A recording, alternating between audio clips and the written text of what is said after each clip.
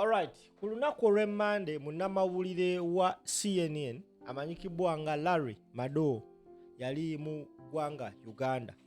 Era okujja kwe mu Uganda yali aze specifically ku miitinga Robert Kyagulanyi Ssentamu.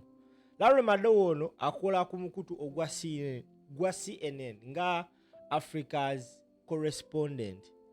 Era aynako ne show gyakolako ku CNN International. Yali azze okukola interview ne Robert Kyagulanyi Ssentamu. Bobi Wine, a show gye tusuubira nti eyinza oku airinga probably this week or week ejja wetandikira. So expect it on weekend. Larry Madowo teyakoma ku interview na Bobi Wine.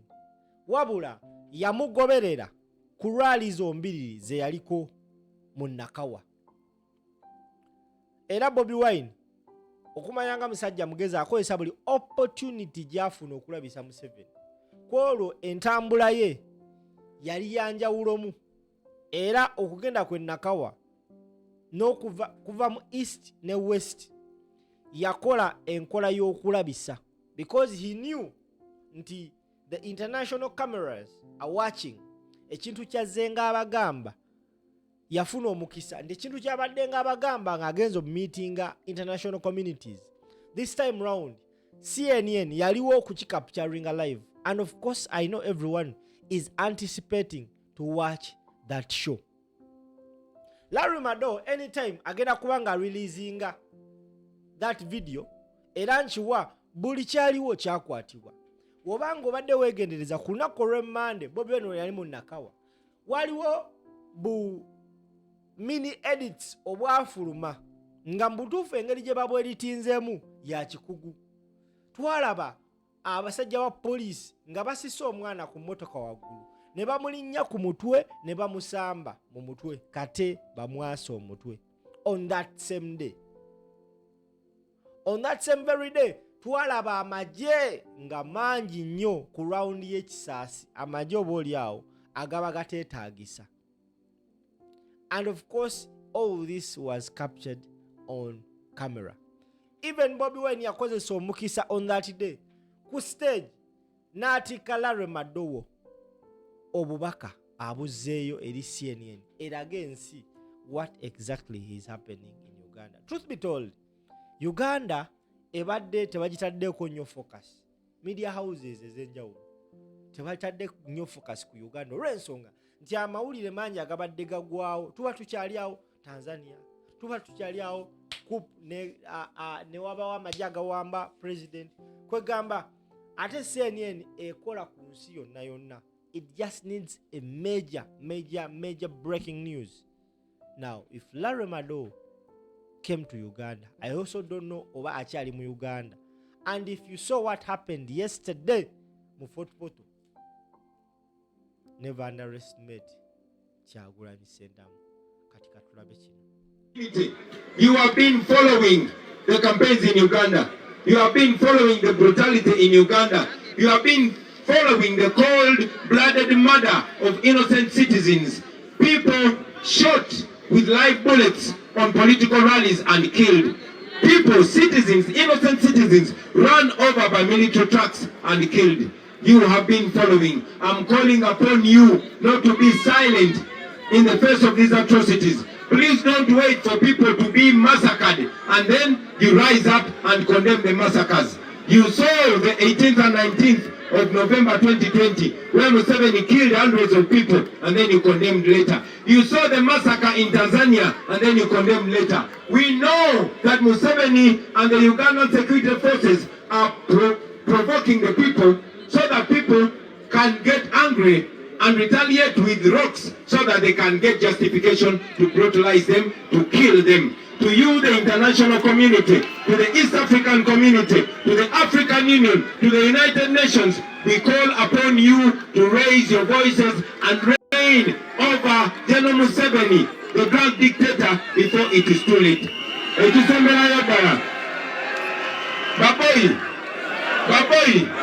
Baboy, tugenda mu kalulu ka protest. Bagenda kola buli kisoboka okubatiisatiisa.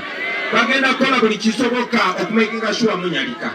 naye njagala okubasaba baganda bange temukowa mulabe bagata amakubo gonna mubeere bagezigezi ng'ebyana by'emusota tyagasi bamukuba wano mubaawo mudda wano bamukuba wano mubaawo mudda wali ekyo tusobola kikola banange ekisemberayo ddala bwe tuba tugenza okulonda ani ayina mbuleera wano agimpe kino kikulu nnyo nnyo nnyo kino kikulu nnyo nnyo nnyo ng'aba National Unity Platform twekolamu omulimu ku mulundi guli eyalingawo gwe twaleetanga ku mulundi guli twagenda mu kulonda nga wabulayo twatongoza ekibiina kyaffe ngebulayo omwezi gumu gwokka tugende mu kulonda so eyalingawo nga gwe tuwa tiketi yaffe bangi ne batutundamu abalaba bangi twabawa kadi yaffe naye bakifola kyamaguzi bangi bagikozesa okututwasa twatutta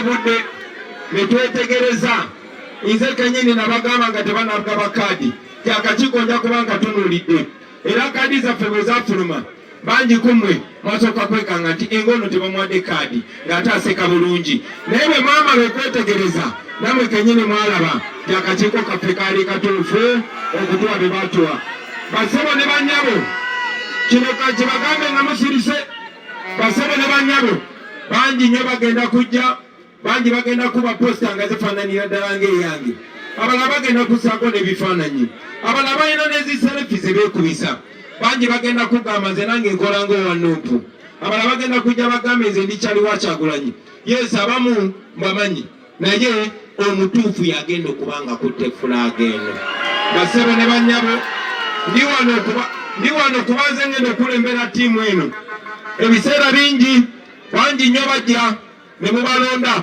naye ne batuuka eyo nga tekyabalinako buyinza naye abo bwe mwalondera ku fulaaga ya National Unity Platform bwe baatuuka ne balya enguzi bwe baatuuka ne balya sente z'omwomusolo wadde Museveni agezaako okuba protectinga naye nabalinako obuyinza era twakola okusalawo okwo twalina okukola mbasaba baganda bange bwe mugenda okulonda mbadde nerabidde n'okusaba akalulu bannange nesimye okuba pulezidenti omuntu akalulu namwe bakulembeze bannange oneemulonde senyewenolonda olwomulemopa akalulu mufumbiro bannange mulonde lukoda saba akaluluko meya Salongo omulodi injiniya bannange pa akaluluko meya sooka ojje wano nemeya wenakawa naye asooka ejje wano n'omubaka omukyala naye asooka ajje wano basebo ne banyabo nesimye okuba pulezidenti bwe munaafuula pulezidenti wammwe bwe bamotoka mujja kuba mufunye benzi mpya bwe mufuula pulezidenti emotoka mujja kuba mufunye ki mujja kuba mufunye benzi naye bannange bw'ogula benzi ate onogiteekako sipeya wa bitiizi onogiteekako sipeya wa Nadia bannange munsindikeyo naye munsindike n'abakulembeze bano mutusindike ffenna tujja bikola tujja kuba beesimbu tujja kuba beesigwa tujja kuba baweereza tetugenda kubeera babosi tugenda kuba basabanti tujja kuba beesimbu tujja batuusa mu Uganda empya mwebale nnyo mwebale ddala tuwagira tumanyi bulungi tebajja batiisatiisa naye nsaba buli avudde wano bannange tambuza meseji eno tambuza meseji etuuke yonna yonna nze sigenda kubeera mu Kampala ekya ngenda mu Tooro bali ngenda e Kasese ngenda Kabalole ngenda mu Western Uganda naye mmwe Kampala ngibakwasiza Nakawa ngibakwasiza abantu b'e Nakawa Bululu Nkamoka mubakwasiza abantu b'e Nakawa yemmwe beekwasiza wayiso wange abantu b'e Nakawa banaye mbakwasiza wayiso mufumbiro abantu b'e Nakawa wayiso wange mubalekedde abantu b'e Nakawa kaija Dolini mubalekedde abantu b'e Nakawa Mubirani mubalekedde abantu b'e Nakawa Kalimwezo mumwongere Kampala efune injiniya tufune eddembe mu nsi yaffe mwebale nnyo okufuliriza Omukama abakumire abaweche musobole okwagala abawa abalongo. Assalamu alaikum warahmatullahi taala wabarakatuh. Walaikum salam wa rahmatullahi wa barakatuh. So President, olunaku lw'eggulo ow'ekitiibwa John Ssenyonyi yakola omukiikiriro ku Ssentimbaga ku lunaku lw'abavubuka Abakatoliki.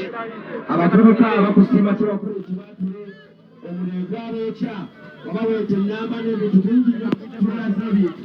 Abakatoliki bano aba Ssentimbaga bakwatiza Ssentimbaga tuzimbe